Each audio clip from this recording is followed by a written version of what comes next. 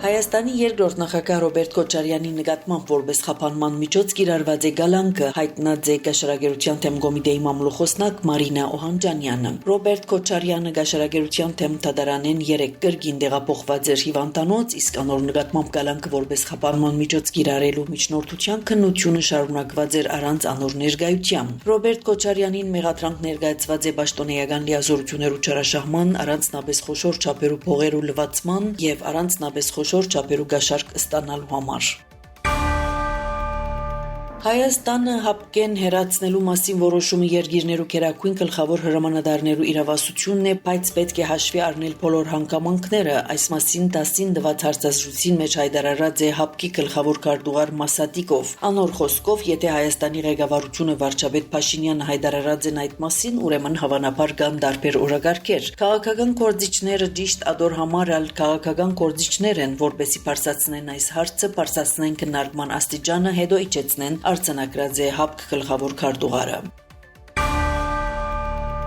Ամերիկյան երկու հեղինակավոր բարբերականներ Wall Street Journal եւ Politico-ն հայտնած են, որ այս շաբաթ Ռուսաստան գդարած անսպասելի այցի ընթացքին կենտրոնական հետախուզական վարչության տնօրեն Ջոն Ռեդքլիֆ նախասկուշացուցած է Մոսկվան ՆԱՏՕ-ի անդամ երկիրներուն վրա հնարավոր հարձակումի անթույլատրելի լալու մասին։ Խոսքը մասնավորապես կվերապերի Ռուսաստանի հետ սահմանագից Էստոնիային, Լատվիային եւ Լիտվային։ Ավելի գանուխ Wall Street Journal-ը հիմնվելով ամերիկյան հատուկ ծառայություններու եզրակացություններուն արդեն գրած էր, որ Ռուսաստանի նախագահ Վլադիմիր Պուտին գրնաթիմել նոր հարձակումի ադով իսկ փորձության ենթարկելով Հյուսիսատլանտյան դաշինքի ամրությունը։ Ռեդքլիֆի այցելությունը Մոսկվա նախապես չէր հայտարարված։ Կրեմլինի մամլոքարտուղար միայն նշած էր, որ Պուտին չէ հանդիպած ամերիկացի ղեկավարին հետ։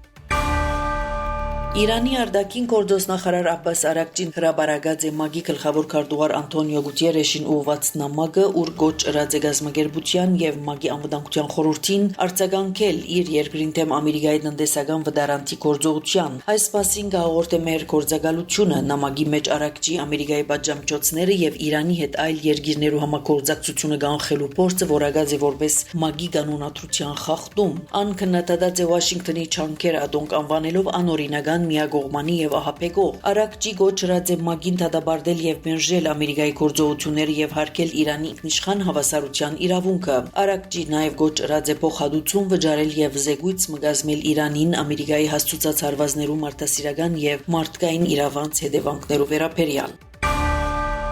Նեպալի եւ Չինաստանի սահմանին տեղի ունեցած աղետալի ջրհեղեղը, որուն հետևանքով զոհված է առնվազն 162 անձ, հարյուրավոր զբոսաշրջիկներ գործված կհամարվին։ Աղետի պատճառը ստորգետնյա ցնցումներ են հարաճած սողանքն է։ Ամենամեծ մտահոգությունը կապված է անհետ կորազներուն հետ, որոնց թիվը Նեպալի մեջ կհասնի 500-ի, իսկ չինական կողմը 265-ի։ Դժվարություններուն մեջ կան Հնդկաստանի, Ամերիկայի, Ուկրաինայի, Ավստրալիայի, Անգլիայի, Կանադայի եւ Ռուսաստանի քաղաքացիներ։ Շրջաններում մեկ մասը ամբողջությամբ կանտված է, 19 գամուրջ փլուզված է, 10 կիլոմետրերով ջամփաներ շարքեն դուրս եկած են։ Աղետի կոդին հայտարարված է 3 ամսվան արտագարկ թրություն։ Ուժեղ քամին եւ ջուրի բարձր մագարտակը երկար ժամանակ թույլ չեն տված ուղղաթիռներուն վայրեջ կատարել։ Տարածաշրջանի մեջ կբացակայի գաբը, էլեկտրականություն չկա։ ՄԱԳ-ը, Հնդկաստանը եւ Ամերիկան արդեն մարդասիրական օգնություն եւ փրկարարական խումբեր ուղարկած են աղետի կոդի։